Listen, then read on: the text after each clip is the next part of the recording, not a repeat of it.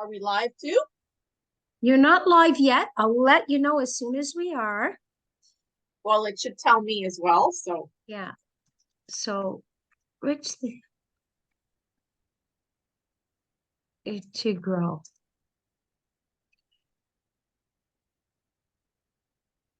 Okay. Karen and Katherine sharing the self-confidence formula found in Think and Grow Rich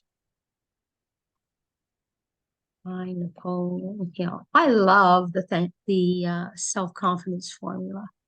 It really does work. it does. All of this does. Okay, I'm getting ready to go live.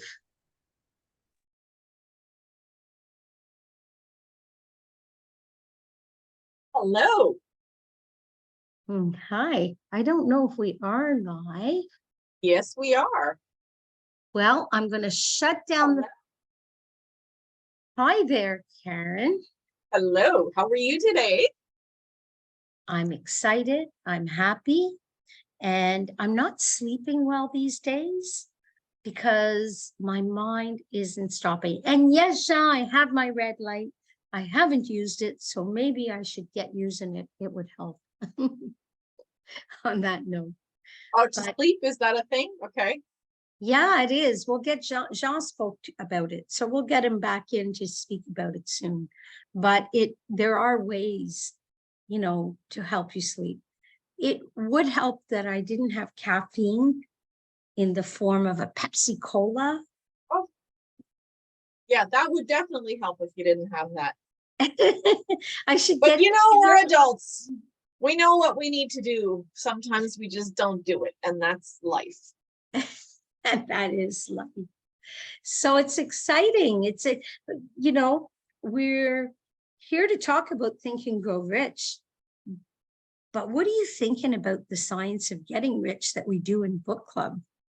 Oh, I think it's really exciting. I am always anxious to go and dig in and read a little bit more and hear what he has to say, because I've said it before, my whiteboard in my kitchen, I guess about a year ago, maybe, I found this really nice whiteboard, and it has a gold trim around it, and it's just really pretty, and it just spoke to me when I saw it, and I said I have to buy it, and I'm going to put an inspirational quote, because I used to have this little sort of chalkboard thing that I would put a quote on or draw a little picture on or something, and I took that down, and I said I need something to replace it because I missed that little something special. And I started looking for quotes, and all the quotes on there are from Wallace Wattles. Before we even started reading this book, and before I even knew who he was, just all of these things jumped out at me, and I said, oh my gosh, I have to write this down. Oh my gosh, this is amazing. So I think I have about 5 quotes. I don't know if you saw it the other night when you came. I should have showed it to you. Anyway, so yeah. So that's I love the oldies. The As a Man Thinketh, Neville Goddard, James Allen. I love them. I just love them because I get out of my own way. I don't read the it's so male focused, or it's so like, are there any women that were successful in 1937? Like, but you know what? When you get out of your way not to look at that it's male dominated, it was the times. It wasn't, it's interesting. I find it always interesting. But just so everybody know, if you're in here, we're going to talk about Think and Grow Rich. But our book club is going to start right after this at 7:00. Some people may come into the Zoom and be here because this is the Zoom link. So if you're in Dockside and you're saying, oh, I wish I was in book club tonight, I'd like to try it, we welcome you. We say join us, don't wait. How do you do that? Go to the website, go to Sage Navigation, and right at the top, there's a tab that says Rich Thinking to Grow Book Club. Just register and you'll immediately get an email with the link.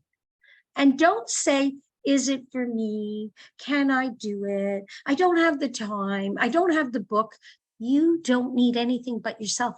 So bring your smiley face, or if you bring a cranky face, it's not going to take long to get smiley with us, because that's what we do.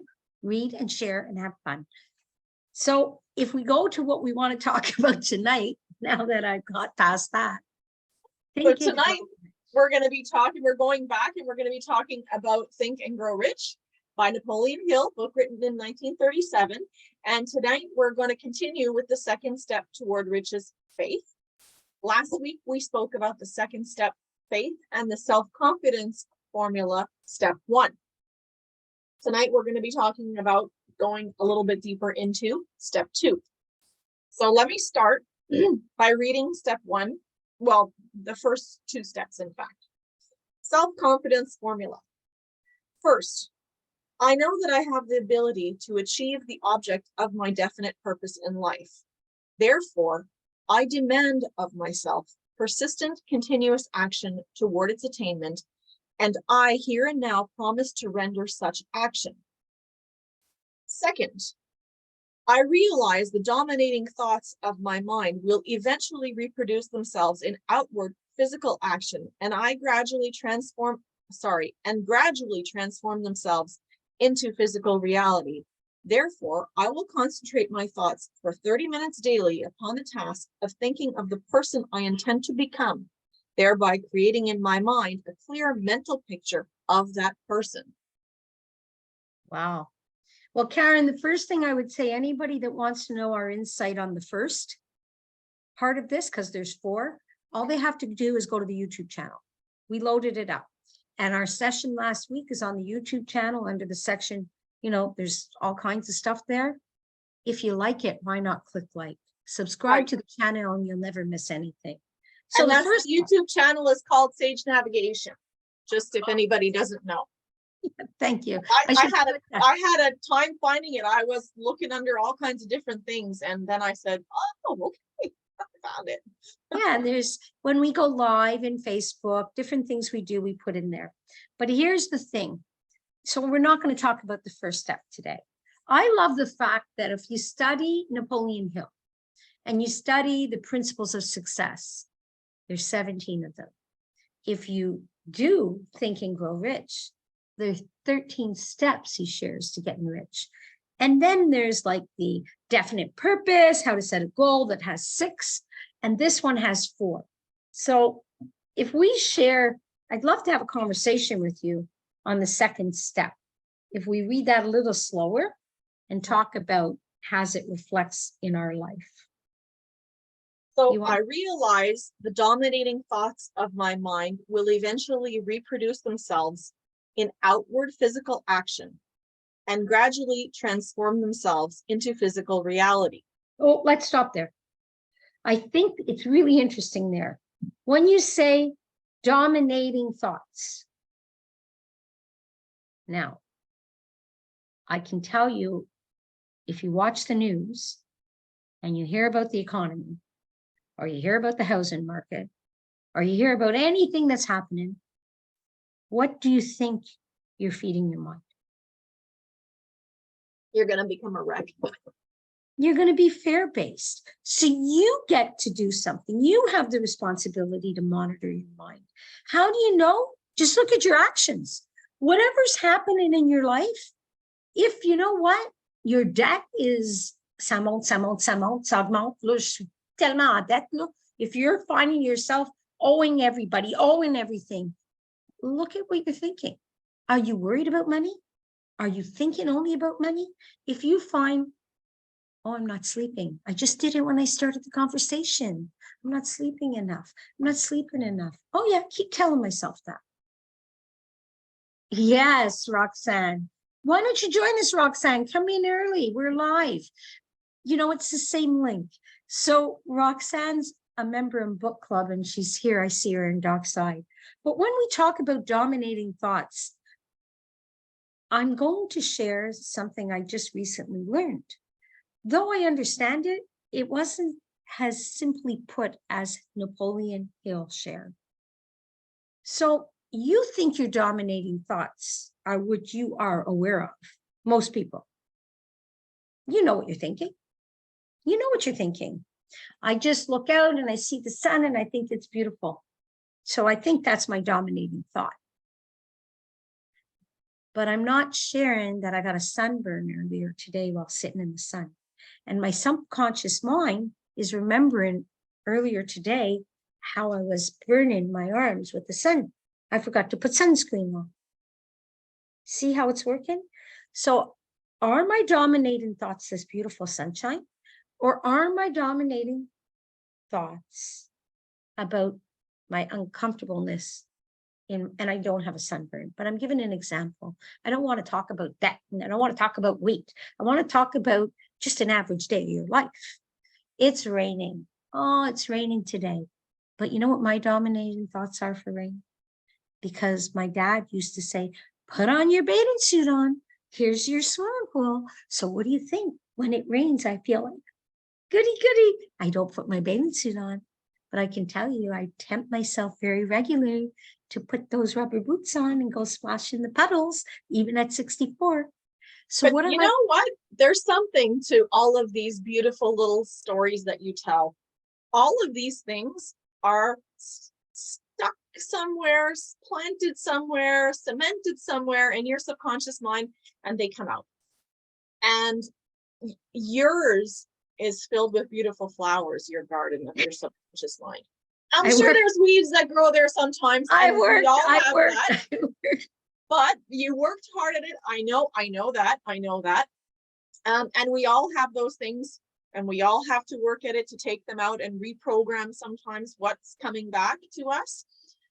But yes, you hear your dad telling you these little things and bringing the sun and bringing the smile to your face, because every time you talk about it, you light up. I can also cry with it, but I do. And I feel that. So that my dominating thought of the rain, you think I've just looked and it's raining and I got to put all these clothes on. That's what you think my dominating thought was, but it wasn't. My dominating thought is in my subconscious mind. So here it says, I realize the dominating thoughts of my mind will eventually reproduce themselves in outward. So what am I producing outside? I'm not thinking negative. I'm not thinking I'm getting wet. I'm thinking I'm having fun. So what do you think's happening to me all day? This. You're going to be a fun person. Positivity. So the question is, most people don't know what's in their subconscious mind. They don't get there. So if you can imagine what you believe you're thinking is not producing the results. It's what's hidden behind your thoughts. You say it so well. What is it to get what we want? We need to have emotion. You say it all the time. You have to feel it. You have to have emotion behind it. And that amplifies the exactly. Passing on of that vibration. I know if our community's listening to this, the ones that are in book club, they're going to appreciate this, because I just learned this recently. It was on my exam to be certified, not certifiable, certified by Napoleon Hill's Foundation. But so basically, my thoughts are all up here. From there, they're going into my subconscious, like the weeds in the garden, right? That's going out to the universe, the ether, God, grace, whatever you want to call it, telling the universe, hey, that's what I want. That's my dominating thought. I'm lucky because I'm monitoring those thoughts. And how does it come back to you? Have you ever been sitting there and all of a sudden you say, I just had this great idea. Sylvain, I know what I want to do. Let's do this weekend. You think that you thought that? No. Your dominating thoughts in your subconscious went out way far to the universe, and just like a golden thread pulled back how you can do it, stuck it in your conscious mind to give you the idea how you can do it. So what creates the reality? Was it the chicken or the egg? Was it the subconscious or was it the conscious? It really is team, isn't it? Mm-hmm. I love it.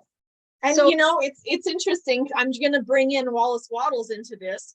And in the introduction of the book, change your mindset from the need to get money to being a living representation of prosperity itself. So being a living representation of what you want to become. Upon the task of thinking of the person I intend to become, thereby creating in my mind a clear mental picture of that person. So living it, becoming it. And if it's, I want to just be a little bit more well kept. I want to show that I take a little bit better care of myself, not just physically, but also emotionally and mentally. So do it and act it. Act it. And you know, if you want to look a little bit more kempt and like you're not like just a slob, maybe you're going to start by cleaning your fingernails. Maybe you're going to start by brushing your hair. Maybe you're going to start by putting on some clothes or ironing your shirt. You know, Yes, if you don't want to feel dirty, don't be dirty. If you don't want to feel in debt, stop thinking about your debt. It's not like you're making it, it's not going away because you're thinking about it. It's all in the action. So I guess I would share, if you can imagine, it's very, very, Bob Proctor would say, a conscious, incompetent conscious or something. You do things and you don't know why, but it happens. So if you can imagine, it's raining. Oh, I got to get dressed. I'm going to take a walk. But then I go down in these rubber boots and I'm splashing and I'm walking and I'm singing in the rain. You know, that's what I'm doing.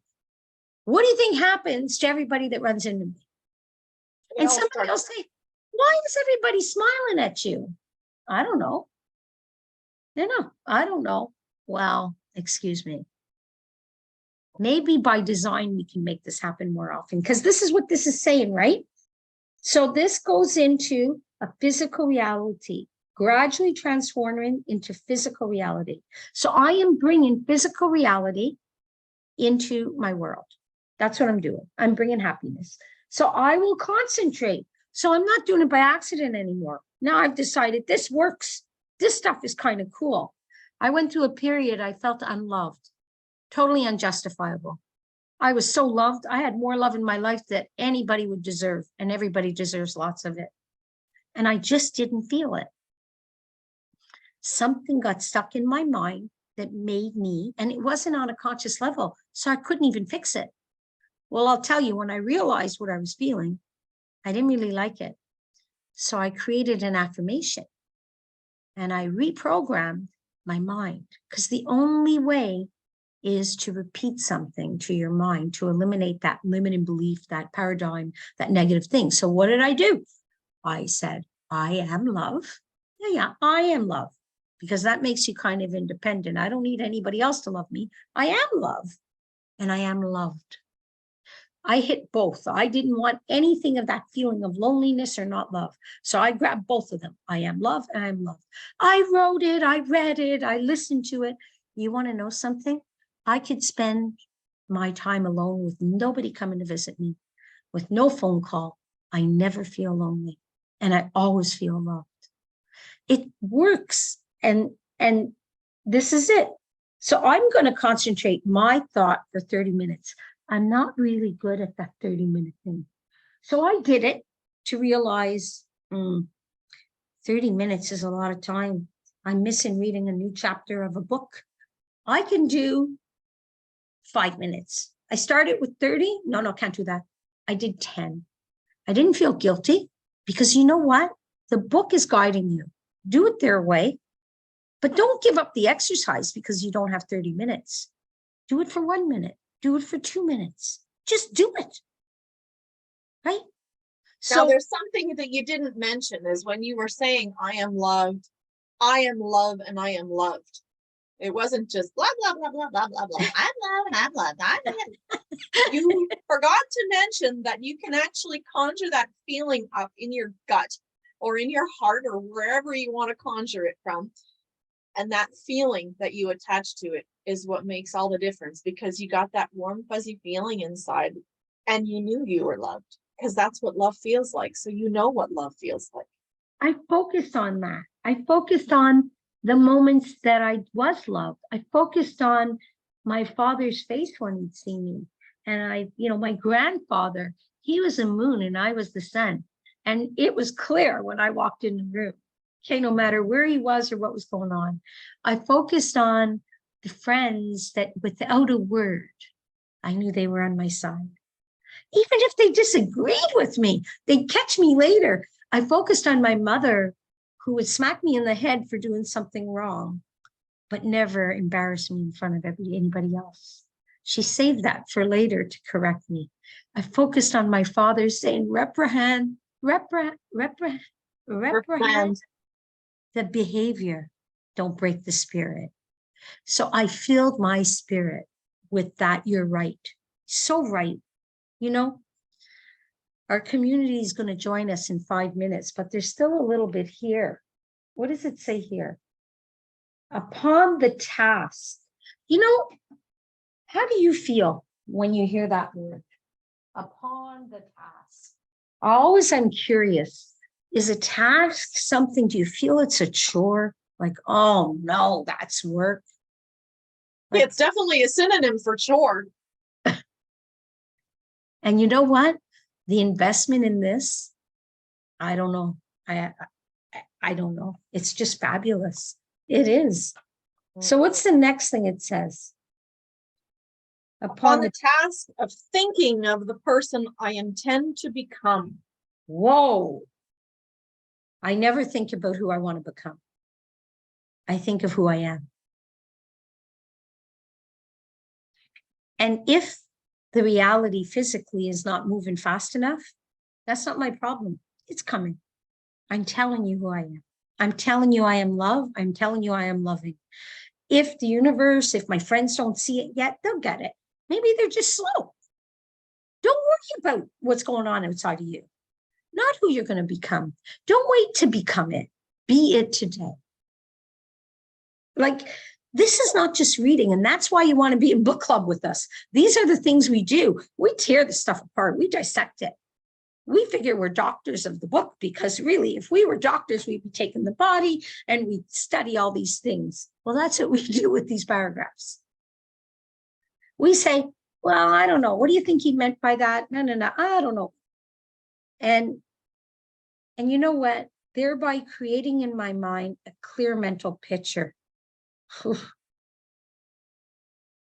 a thought of who I want to be, that I become immediately. And it's interesting because I got the chance to speak with Napoleon Hill's grandson. Join us in book club. Don't wait. It's free for a month. After that, it's less than the price of a coffee. But join us. See if you like it. It doesn't cost you. You're no homework, no above work. Just, you know what? We're a bunch of people that take the words, dissect them, and spit them back to suit ourselves. Well, isn't that what living life by design is? We get to choose what we want. And don't worry if you don't have the book. You can just sit and listen to somebody else reading. And that's where we grow, by the way. Like, sometimes I just sit and close my eyes when somebody's reading, and I hear it differently. And sometimes I'll read it and I see it differently. Watch a movie, read the book, very different. And one time when I wasn't very healthy mentally, I had too much grief, which grief creates problems. And grief doesn't come because somebody died. Grief comes from losing the job, moving to a new city, losing a friend, breaking up with a boyfriend. Like, there's a million examples of grief, but it stacks up and then it hits you and you're broken. You're broken. But you know what? We're not porcelain. Whatever happens, it doesn't happen to us. It happens for us so that we can grow. So we're not a plate that doesn't come back together like Humpty Dumpty fell on the wall. No. We put ourselves back together in a better version of ourselves. That's why. So when something's happening, if you're struggling, don't worry about it. You're not alone. Really. It's so amazing. We've been doing this now, Karen, for four years. Time flies. Yeah, when we're having fun. So our core is Think and Grow Rich. So we always read that for 5 minutes. And our book that we're reading now is, you want to speak to the science of getting rich and why people would want to read it? Well, the science of getting rich is going to really change how you're looking at things and how you're seeing things. This actually was written before Think and Grow Rich.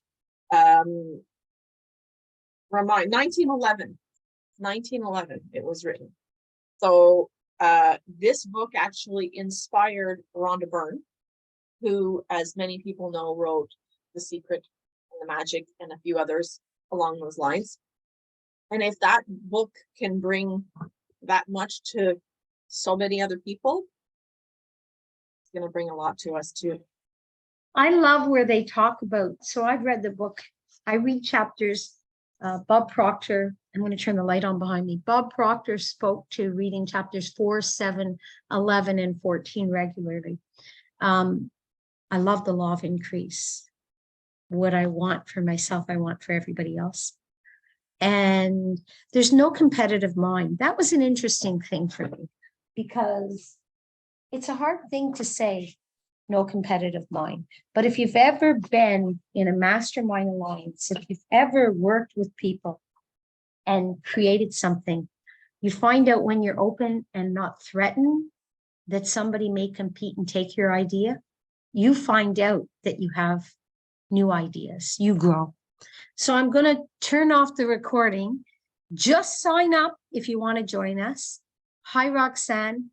I'm going to turn off the recording now, and we're going to go into book club and start having fun reading. Thank you very much. Say hi, you're in Dockside. Thanks for joining us. Hi, I'm here. Do you like book club? I love book club. Why? Because it's interesting. And I like the feedback, because sometimes people see different things or read and perceive things different than we do when we read and perceive them. So it's nice to hear somebody else. And that's especially why I like the newcomers, because they always bring a new way of things that we discuss it all the time. So we've kind of got used to each other's way of thinking, but they bring something new into the meeting. So I love it when we have newcomers join us. Hi, Karen, you're in Dockside. I'm going to turn off the recording now and bring us back into our Zoom room. So anybody that's out there, come on and join us. We love receiving new people. And you're not on the spot. All of us, when you first came, were you comfortable reading the first time you came? Were you comfortable sharing? And did anybody put you on the spot and say, you better read now? You better say something now? No. No. Okay, what do they say? Hop in the car. So hop on the Zoom. Come as you are. Too rich thinking to grow. See you later. Have fun.